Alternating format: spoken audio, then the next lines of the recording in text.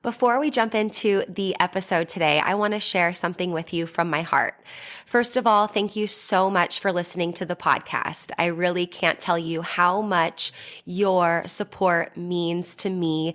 We've been doing the podcast now for almost 4 years. I can't even believe it. And I'm so grateful for each and every single one of you that listens, shares an episode with your friends, sends me a DM or a text message letting me know how an episode resonated with you or any aha moments. Seriously, I couldn't be more grateful to be able to create this podcast. It has been such a blessing in my life, and I love hearing the ways it's been able to provide value in yours as well. One thing you might not know is how much work it takes to be consistent with a podcast. In fact, did you know that the majority of podcasts don't make it past episode number 10? And we are well beyond that. And it's just a lot thinking of the episodes, recording them, editing them, managing the guests, making sure that everything runs smoothly and gets uploaded consistently and regularly. And so that's why I have created an amazing opportunity for you to support the podcast monetarily. And in exchange for that, you will get exclusive premium subscriber content. So for as little as $3 a month, you can become a premium subscriber of the podcast. And every month I will upload new voice-guided workouts and breathwork meditation audio for you. So that way you can work out with me, coaching you in your ears. You can also take a moment to reduce your stress and relax and come down and ground down with one of my breathwork audios. So if that is on your heart to support the podcast for as little as $3 a month to become a premium podcast subscriber, I can't tell you how much that means to me and the growth of this podcast. I appreciate you. If you're interested, click the link in the description, become a premium podcast subscriber, new content every month, and while supplies last, I'll send you an exclusive podcast coffee mug so you can have your self-love and sweat coffee every morning. I appreciate you. Now let's get into the show.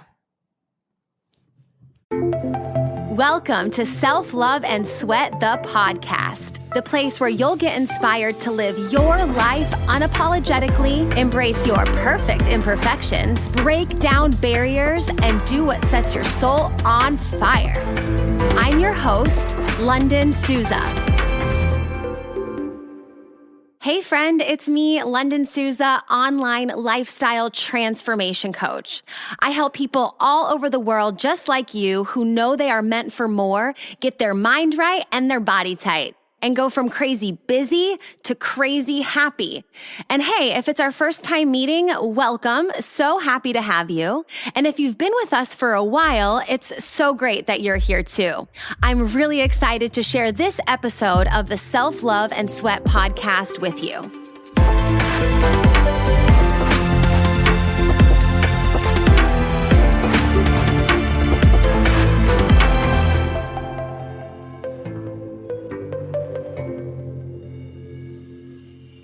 Moving abroad. That's what I want to talk to you guys and share with you guys in this episode. My experience of moving from California to Austria 6 years ago. So I don't really have like a strategy for this podcast episode. I just made a list here in front of me on my computer of all the things that I can think about when it comes to moving abroad or when it comes to my experience of moving abroad.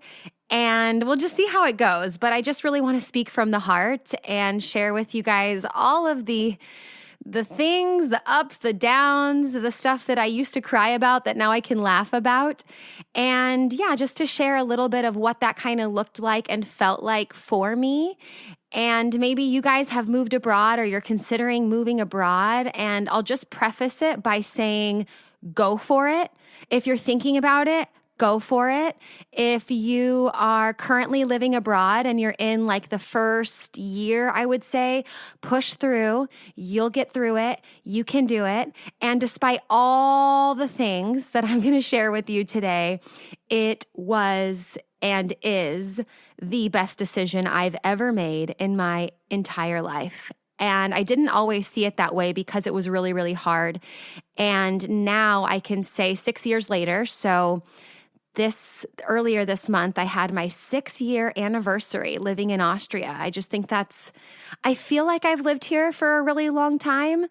But at the same time, I feel like, wow, that went by really, really fast. 6 years flew by like that. I remember when I had my 3-year Austrian anniversary and I went out to eat with my boyfriend, and I remember taking a picture. We went to go eat Indian food and I had a glass of wine and I threw up the number 3 with my hands. And I just remember that so clearly that I feel like I just blinked and then it was 3 years later.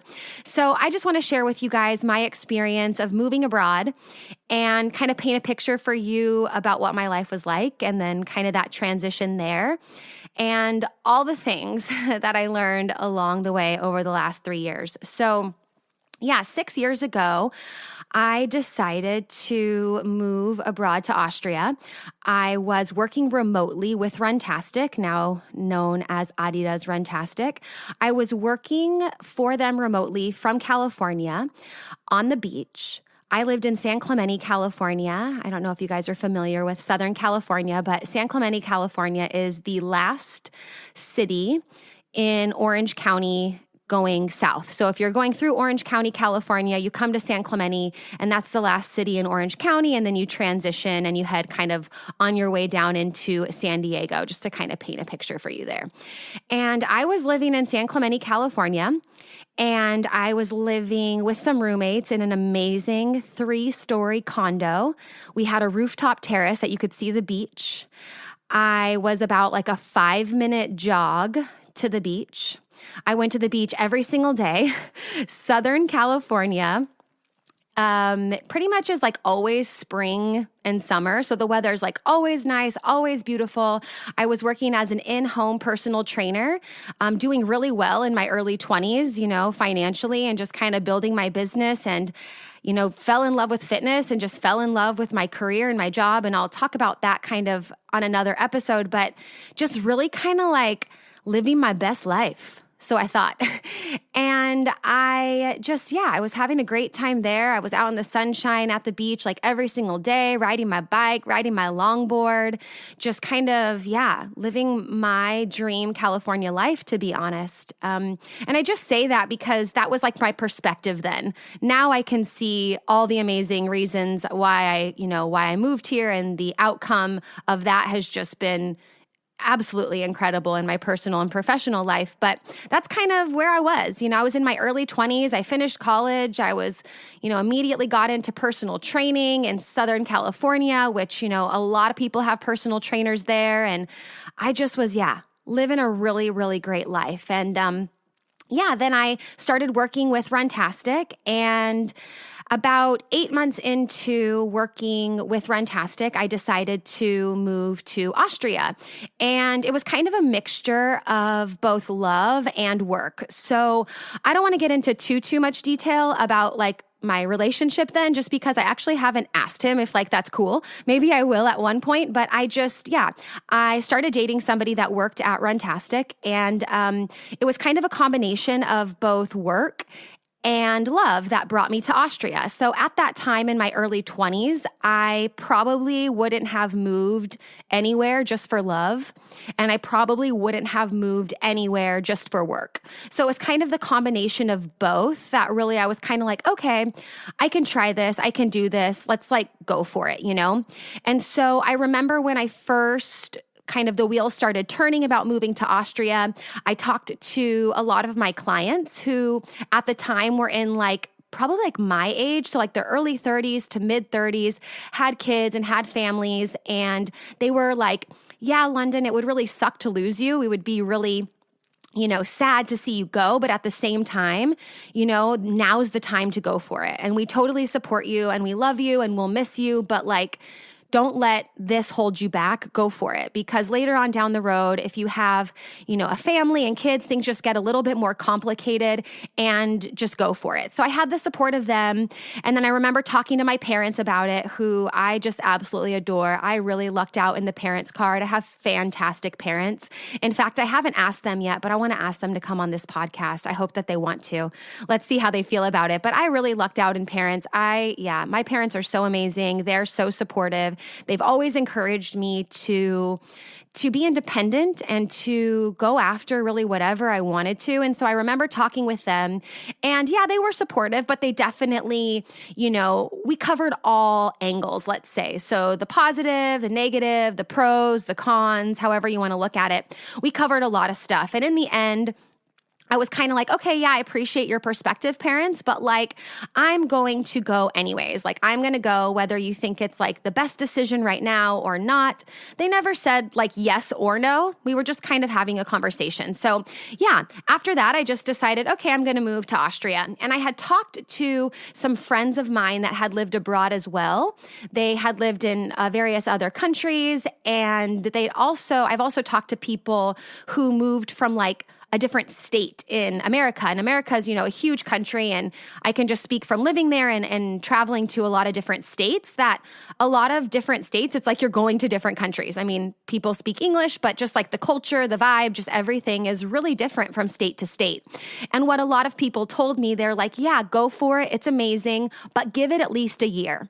So they always said, don't decide if you love it. Don't decide if you hate it. And quite frankly, don't come home don't decide if you want to come home or come back to California until it's been a year. They are just give it a year. So that was kind of the feedback that I had before I moved. And I just decided, okay, I'm going to go for it, because worst case, if I hate it, I'll just come back to the life in California that I love.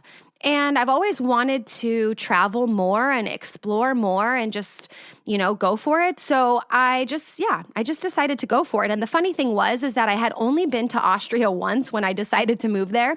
I went to Vienna for a event that we did for Runtastic, and I was like, oh, this is nice. This is fun. Okay, I could live here. Let's do it. So that was kind of the before moving, and let's say kind of that decision-making process there. But I'll never forget when it was finally go time. So like I said, I was living in San Clemente. I had roommates. So I just had my room and all my stuff there. And I had my car. And so as I was preparing to move, I was just I'm going to sell everything. So I got rid of everything, literally, and sold my car, which was my first car I had ever had. And I got that when I was 16. And when I moved 6 years ago, it was the only car I'd ever had. And I was like, okay. And I ended up selling it to one of my clients' sisters who was really in need of a car. And I had a Toyota Corolla in Phantom Gray. That was the color. And it was a really reliable car. And so I felt okay, at least if I'm selling it, then I'm giving it to somebody, that needs it and can use it. And it can kind of pass the torch, if you will. So I remember packing up all my stuff, selling all my stuff, cleaning out all my stuff. And a friend of mine who I went to church with, he worked at a car dealership, and he kind of organized that I would have a SUV. I got a Ford Expedition for rent that I could drive from Southern California back up to the Central Valley where my parents lived. So that way I could drop off the stuff that I really wanted to save and the things that I didn't want to give away, and pack whatever I could before moving to Austria. And so I sold everything that I had. Like I said, I just kind of left some clothes at my parents' house and some boxes of just important things and things I just didn't want to get rid of, trophies and books and just certain things, that I liked and I wanted to keep. And and then I packed everything that I was going to bring with me to Austria in 2 suitcases. So I got those, those vacuum bags. And I just remember packing some jeans, workout clothes, basic stuff, white t-shirts, black t-shirts. I figured this was just the stuff that I needed to get started. And then, of course, when I got to Austria, I could, I knew that when I got to Austria, there were stores that I could buy and kind of refurbish my wardrobe, if that makes sense. So I packed everything that I owned in 2 suitcases, and there she was, Lunden in her early 20s, packed up, locked and loaded, ready for an adventure of a lifetime that she didn't even know was going to happen yet. And I remember being at the airport with my parents. It was a really, really tough time. And actually, to be honest, every time I leave, whether it's like a drive or a flight or anything, we always get pretty teared up and choked up. And I'm going to try not to cry talking about this, but I remember being at the San Francisco airport with my parents, and we were standing right before you walk into the line to go through security. So it was kind of like my last chance, hold it together, Lunden, you can do it. We're just in the beginning of this episode. I can't start crying now, but this is like the only part that really gets me emotional. So I remember we were standing there in front of the security line. So I was going to basically walk up to the guy. He was going to check my ticket and my passport, and then I was going to walk in to go through security. And me and my mom and my dad, we got in like this big huddle, the 3 of us, and we had like our arms around each other, and we're like sobbing, the ugly cry. I'm pretty sure that like snot was just like coming out of my nose. And I'm like, I just know that like, this is what I'm supposed to do. This is what I'm being called to do. I know I need to be in Austria. Something amazing is going to happen. And my mom goes, yeah, Lunden, something incredible. And we just kind of sat there in our little family huddle. And my brother wasn't there. Me and my brother, we're super close. Like, I freaking love my brother. He's so amazing. But like, when it's time to say goodbyes, we're just kind of like, all right, peace out, bro. Peace out, sis. And just kind of do our thing just to avoid kind of getting super overly emotional, So he wasn't there that time, but we had said our goodbyes and everything. So it was just me, my mom, and my dad. And we're really huddled in there. And yeah, I said, something amazing is going to come out of this. And my mom's like, yeah, something incredible. And I'll never forget that because it was the truth, even from not even a professional standpoint, but just from like a personal growth standpoint, like the experience of moving abroad completely changed my life forever. And so there I was. I jumped on the plane with my 2 suitcases and all of that stuff. And I moved to Austria. And so I arrived there in Vienna and was just kind of getting everything situated in my new life. And oh my gosh, like what a whirlwind. The first 6 months of living abroad were like so crazy. I can't even begin to explain how, like, if I could really feel what it felt like to be a fish out of water, that's what it would feel like. I cried like every single day for 6 months. I'm a really emotional person, side note. So a lot of it doesn't take much to make me cry. I'm an emotional person. I wear my heart on my sleeve, but I cried myself to sleep like every single day for 6 months. I remember being FaceTiming with my parents and sitting up in my room and having a conversation with them. And just my mom could just tell the look on my eyes. And she's like, do you want to come home? And I'm like, no, but this is so hard. And yeah, it was really, really so challenging living abroad, a new language. I didn't speak any German. I taught myself a little bit before moving to Austria. I just taught myself some basics, some food stuff, whatever. But quite frankly, the hardest thing about not knowing the language was that I had to ask for help all the time.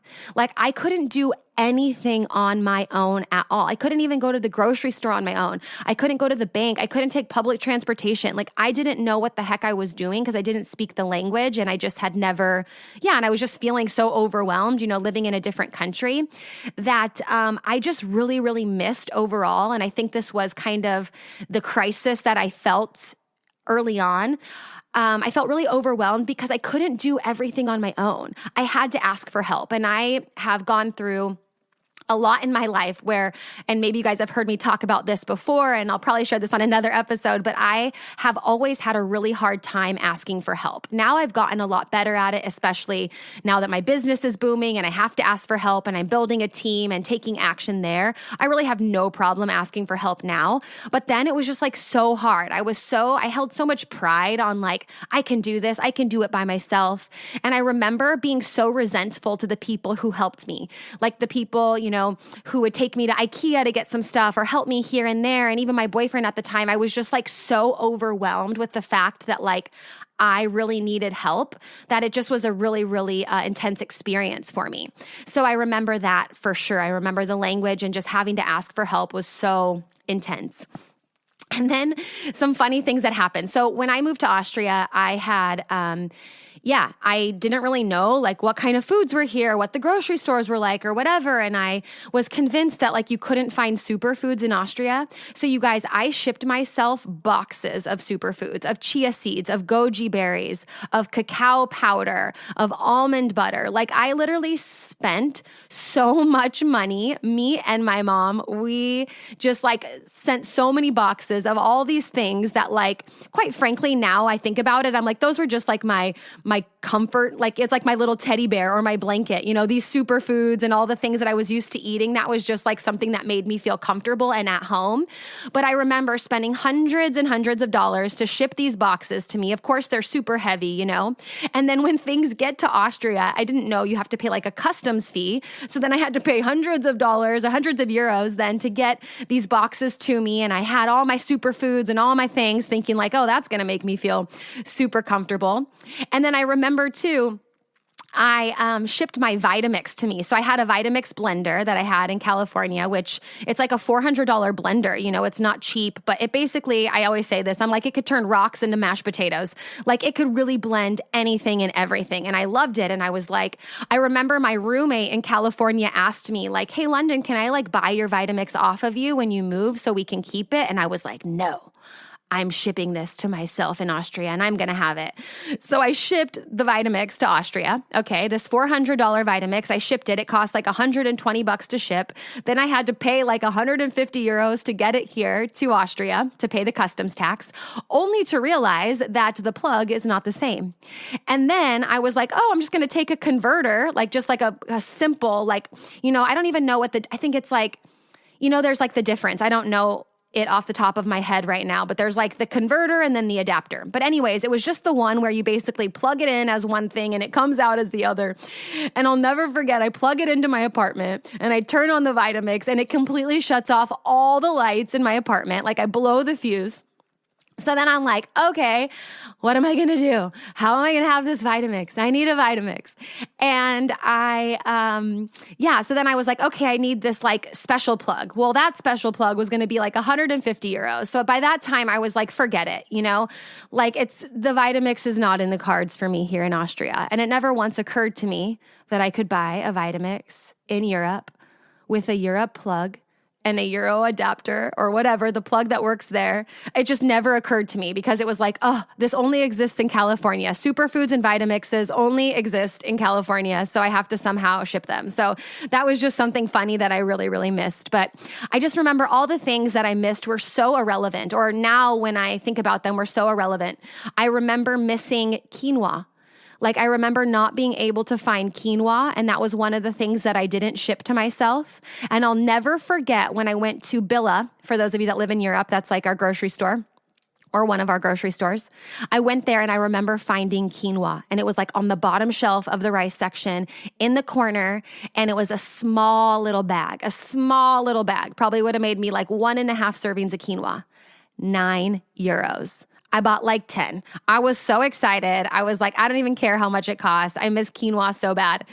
I also missed kale. So in California, I ate a lot of kale, dino kale, like every single type of kale. And here in Austria, they don't have the kale, let's say, that I was used to. Or now that I've lived here for 6 years, I sometimes can find it, but not always. And I'll never forget, I asked a friend of mine who was a holistic chef in California, and she's like, well, Lunden, because I remember being like, oh my gosh, guess what I heard? They don't have kale in Austria. And she was like, well, Lunden, they'll have like other greens and other vegetables that are native to the area that, you can eat those instead. And I like never occurred to me because I'm like, what, the kale? A life without kale? Like, I can't even imagine. Oh my gosh, I'm laughing at this thinking about it. But I'll never forget that conversation. And just the things that I missed were so irrelevant. They were just things that like made me feel comfortable and reminded me of home. And so that was just kind of like some of the funny stories and things that happened when I first moved to Austria. But then it came to working. So I had, before working at Runtastic, when I moved to Austria, I had never worked in an office before, except for when I was in high school. My aunt and uncle have an insurance company, and I would like file papers in their office and stuff. But that was just like a few hours a day, you know? I'd never worked in an office before. I'd never sat at a desk to do work like that before. And I remember it was so intense. And let's say the office of Runtastic is at the top floor of a mall. And I remember like every couple hours going around this mall and just pacing and like doing laps and laps and laps, like a caged panther. Like I literally felt like for a while I was like an animal in a zoo, because I didn't know like how I never ever sat at a desk for that long and had, I don't want to even say sat at a desk, because I was always getting up, and the environment at that office is like so amazing compared to many offices. You know, we had meetings and we're always kind of up and about and active and whatever. But at the same time, I'd never had like a full office day where like Monday through Friday for 40 hours a week plus more, you know, you needed to be in an office. And that was really, really hard for me.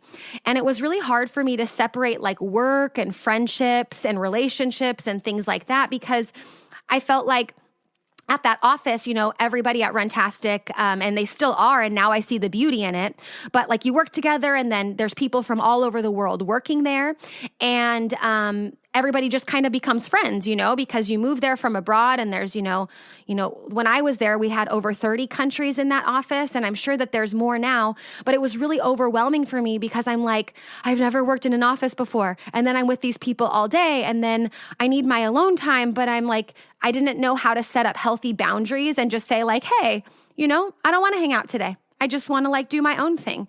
And so I feel like in the beginning, nobody really said this to me. Actually, one of my friends said this to me, one of my former colleagues and friends, but I feel like I really came off bitchy at that time, you know, like, oh, Lunden, who does she think she is? No one really ever said that to me. But one of my close friends, he kind of mentioned it to me that like, yeah, you know, before I really got to know you, I was kind of like, who is this girl? Like, who does she think she is? Kind of, you know, but it was just like so overwhelming for me, that whole process of like being in a new office position, being in a new company, a new country. You know, I'm really a introvert, to be honest. I'm a very, very introverted person, and I really recharge. That doesn't mean that I don't like being social. So I think a lot of people get that confused. They think like if you're an extrovert, that means you like to be social. And if you're introvert, it means you don't like to be social. And that's not necessarily true, because I do like to go out and be social, and I like to be at events and host events and go to conferences and meet new people. But what it means is that I really get my batteries recharged by being alone, where some people get their batteries recharged by being around other people. You know, after a long work week, they want to be around friends, go for drinks, do things like that. For me, like I really recharge my batteries by being alone. And I really, really enjoy my alone time. Like I can be alone for weeks and months at a time and like not really crave social interactions. Like that's real. So for me, it was just really hard overall, just that whole experience for sure. And then moving into some other things that I experienced during, you know, moving abroad was I moved in March, and then a few months later, one of my really, really, really close friends from back home passed away. Matthew Paglino, one of my closest friends, he got in a motorcycle accident and was killed. And that was devastating for me, completely devastating for me. And for one reason or another, I had, you know, talked with his family and stuff too. I didn't come home because I had just moved there, and it was already really, you know, intense for me. And I just felt like, you know, me and Matthew had a good enough friendship to where like I would always be there for his family and love on his family and let his memory live on. And maybe you guys follow me on social media. You've seen that when I travel the world, I always light a candle for him in every church, no matter what country or city that I'm in. And I don't have a count right now, but I'd be willing to say that well over like 8 to 10 countries, I've lit a candle in the memory of Matthew Paglino all around the world. Just kind of, I call it, you know, my way of him lighting up the world for all of us. And so that happened, and that was really hard. So it was like a few months into moving and living abroad, you know, one of my closest friends in the whole world passed away. And that was really, really hard. And I remember coming home after finding that out, and just like, as if I wasn't already crying enough, because I missed my family and living abroad. I just remember like completely breaking down and being so devastated and like just, yeah, it was really, really tough time. So that happened. And that was really, really big challenge. But now I know the bigger picture behind that. And I just continue to, let him light up the world through me, through these candles me and him together, light throughout all around the world. So that happened. And that was really, really tough and really challenging. And yeah, such a great person. Love you, Matthew. And then on the other end, I got sick a lot when I first moved to Austria. So I didn't realize or think about it, but like my immune system had to adapt to my new environment, to this new country. So I remember getting like a bunch of different colds and flus. I got angina, which is like the strep throat, if you will, strand here that we have. And I remember I had some stomach virus where like I was in the fetal position on the ground and I was hugging my knees into my chest and I couldn't move. And we had to call an ambulance to take me to the hospital. And then they gave me, something in an IV that I was allergic to. And then I got hives all over my whole entire body. And then they had to give me something else to calm, me. And I remember being in the hospital and like, the hospital setup is different here in Europe than I was used to in America. And I was kind of like in this hallway because I wasn't an emergency, in my brain, I was an emergency. I was like, I need my own room, but that's just not how the hospital setup was when I was there. I was kind of like in this hallway and there was like curtains in between. And I remember telling the nurse, like, I'm just like itchy and I don't know if this is, normal. And she's like, no, everything's okay. Just like let the IV go in. And sure enough, I was right. And I ended up being allergic to that. So I had like hives over my whole entire body. And then they had to give me something else to get rid of the hives, which made me like fall asleep and be super relaxed. And nonetheless, it was just like another experience of being away from home and not, having my mom or my family there, people that I was used to being there for me when I would be, whenever I would fall down or something would happen. It was just another really, really big challenge was getting, all of these sicknesses. And normally I'm a person who doesn't really get sick. And to this day, I can't even really remember the last time I got sick. I had like a stress migraine over Christmas. I think I was just kind of doing a little bit too much, but like, I don't remember the last time I got sick, to be honest. I don't feel like I even need to knock on wood for that because I know I really take care of my body and support my immune system every single day, all the time. So yeah, with that being said, that was really hard for me too because I felt like, I'm getting sick. I'm missing a ton of work. There's a lot of stuff I have to catch up on. I'm in this new doctor and hospital environment and the meds that they're giving me, I'm allergic to, and just like all the things, And I'm not saying that like doctors are better or worse here or there. This was just my experience. And I'm just trying to paint that picture there for you. And then I remember the first time I was getting ready to go back to California to visit. And I remember being really, really nervous to go back to California. And I don't remember exactly when it was. I think it was Christmas. I think it might have been Christmas of that year that I moved. So I moved in March and it might have been Christmas, but I don't remember exactly. It might have been sooner. I can't fully remember there, but that's irrelevant. It's not important. But I remember thinking like, I'm really scared to go back to California. I'm afraid to go back to California because I feel like I'm not going to want to come back to Austria. I remember thinking like, oh my gosh, I'm going to get to the beach, I'm going to get to the ocean, and someone's literally going to have to pry me and pull me by my legs all the way back into that airplane because there's no way I'm going to want to come back to Austria. I remember being really afraid and almost not wanting to go back to California. But of course I did because my family was there and is there. And I remember going back and being like, it's not so bad. Like all the things that I left are still here. The beach is still there. My favorite restaurants and coffee shops are still there. Like everything's still happening and I'm not really like missing anything. So if I ever want to come back, it's just kind of right where I left it. And I remember having a really, a deep sense of like peace and kind of like, like I can do this. It's all good. There's nothing really happening while I'm gone that I can't experience when I come back. The beach will always be there. And yeah, maybe, some restaurants and coffee shops and certain shops and things like that will change. But like more or less all the things that you love about California and the things that made it so amazing to call it home are still there. And like, it's all good, And so I remember that too. I just remember being really afraid to go back, thinking that like, oh man, they're going to have to pry me back with the jaws of life to bring me back to Austria. But that really wasn't the case, And so, yeah, those are just some of the experiences that I had moving abroad. But to kind of bring it full circle, one of the things that people ask me a lot, a couple things are like, how do you move to Austria from California? Why did you do that? How could you do that? And I'm like, well, yeah, I did it because at the time I wanted to experience what it, was like to live abroad. And, I had a job opportunity and my ex-boyfriend, but my boyfriend at the time. And I wanted to, kind of be closer to that and just see what it was like. And I always say, like, I told myself I was going to give it a year. And if I didn't like it after a year, then I would go back to the life that I really liked. And quite frankly, after a year, everything was fine. And I just really felt at peace and at home. And to this day, I really feel at home in Austria. And we're in the center of Europe. I can travel anywhere that I want by plane within like 2 hours. I can go to a lot of places on the train. And you guys know I love to travel, or if you don't, now you know. I love to travel. I love to explore. I love to experience new cultures and just kind of be on the go. And I especially love to travel alone. And so I just feel like it's super safe, super simple and easy and quick and affordable to travel. And so, yeah, when people ask me that, I don't want to say I'm sick of it. I'm not sick of people asking me anything because I don't want to be like rude or disrespectful, but I'm kind of like, I can do anything.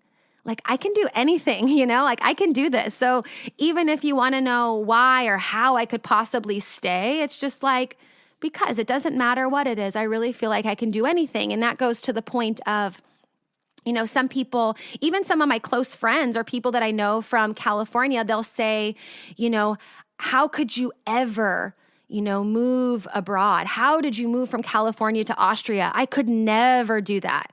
I think I've heard this like 100 times from people like in the last 6 years, even my close friends, And so it's not necessarily that I have to give them a reason of like how I could do it, but I just feel like I can do anything, And if you tell yourself you could never do something, you won't be able to. And you can do anything that you want to. Seriously, you can do anything. Moving abroad really showed me what I'm made of. It really showed me that if I put my mind to anything, I can make it happen. I feel like if I was able, or since I've been able to conquer that feeling of moving abroad and be able to create the life that I have, both personally and professionally, like I can do anything. And if you want it bad enough, you'll find a way. That's what my dad always says. Lunden, find a way. He said that to me ever since I was really a small child. Lunden, find a way. Anytime I would complain about something, Lunden, find a way. So I feel like if you want it bad enough, you'll always find a way. And quite frankly, it's way easier and more comfortable to stay in our bubble and let's say air quotes never do that, no matter what it is, than it is just to make it happen. So I'm not saying that it was easy. And as you can probably tell from this episode and kind of all the emotions and funny, weird, and sometimes even tragic stories like the loss of my friend, things happen and it's not easy, but you really can make it happen. I don't think that everyone should move abroad, but I do think that everyone should stop saying that they could never do something. You're a powerful being and you can do anything that you want to. But if you don't believe in you or you don't believe that you can do it, who will, right? Is change hard, scary, and intense? Totally. But when I think about my life over the last 6 years, I can't imagine the person I would be without the crazy, hard, intense, scary, sad, magical, tragic, sometimes insane times I had when moving abroad. And I know now the reason why I moved. And like, even if things were to change and I was to go back to California, and just putting it out there, it would be ideal that I would stay in Austria forever. But I would also love to have my California beach house one day, just putting it out there, manifesting it today on March 29th, 2020, that I definitely want to be able to have a place in California on the beach again at one point. but just like seeing what happens, when you go out and do something and just kind of go after it, and when you give yourself permission to be and do anything you want, it is so powerful.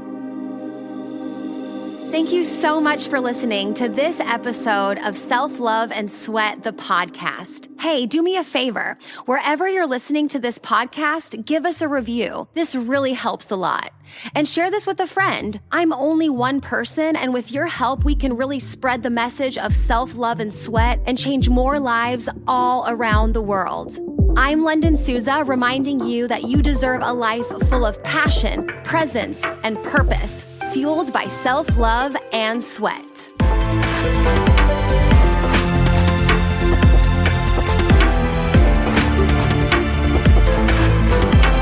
This podcast is a Hit Spot Austria production.